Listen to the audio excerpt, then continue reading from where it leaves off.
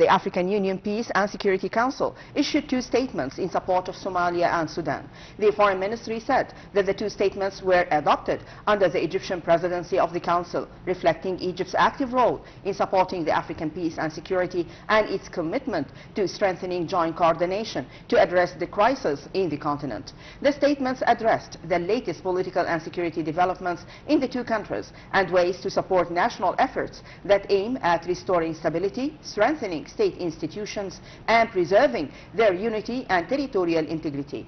The Council also emphasized the importance of respecting the sovereignty of states and non-interference in their internal affairs, and the necessity of intensifying regional and international support to address the root causes of crisis and achieve sustainable security.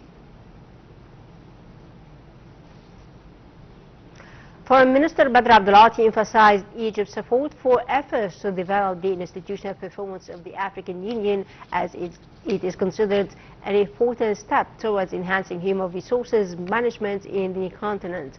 This came during his meeting with the Director General of the African Union, Fathallah Sijil Masi, on the sidelines of the AU summit meetings. Foreign Minister said it is important to maximize the benefits of the African Union membership in the G20 to contribute to strengthening the continent's voice within international economic platforms, advancing African development priorities and mobilizing necessary funding for mega projects, and enhancing economic integration and investment on the African continent. Foreign Minister Badr Abdulati affirmed the importance of strengthening continental coordination in Africa in the fields of achieving food security and supporting agricultural value chains. These came during Abdulati's meeting with the African Union Commissioner for Agriculture, Rural Development, Blue Economy and Sustainable Development, Moses Velkati, on the sidelines of African Union meetings. The Foreign Minister expressed Egypt's readiness to share its national expertise in land reclamation, digital transformation applications in the agriculture sector and sustainable development to achieve the goals of the 2063 agenda. Foreign Minister Badr Abdulati expressed Egypt's aspiration to promote trade and investment between Egypt and the Central African Republic in the fields of energy, transportation, construction and pharmaceutical industries. This came during the Foreign Minister meeting his counterpart in the Central African Republic, Sylvie Teimon, on the sidelines of African Union meetings in the Ethiopian capital, Addis Ababa.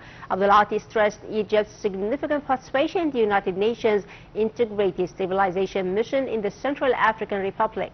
Foreign Minister confirmed Egypt's support for building cadres and capacities in the African countries. Regarding the development in Sudan, Abdulati discussed Egypt's firm stance supporting the unity, territorial integrity and preservation of its national institutions. Foreign Minister Badr Abdulati stressed the importance of enhancing economic cooperation and increasing the volume of trade and investment between Egypt and Gambia in order to support trade between the 2 sides. These came during the Foreign Minister's meeting with his Gambian counterpart, Serene Modo Nije, on the sidelines of the African Union Summit.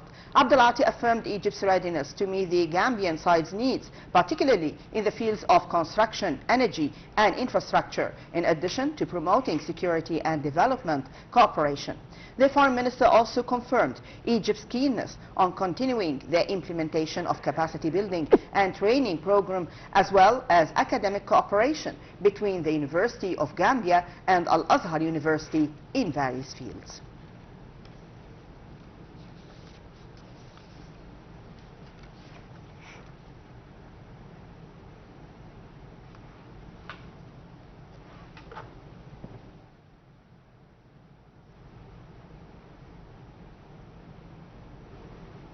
In another phone call, Foreign Minister Badr Abdulati discussed with his Jordanian counterpart Ayman Safadi the developed situations in the Gaza Strip in the framework of continued consultations and mutual concern.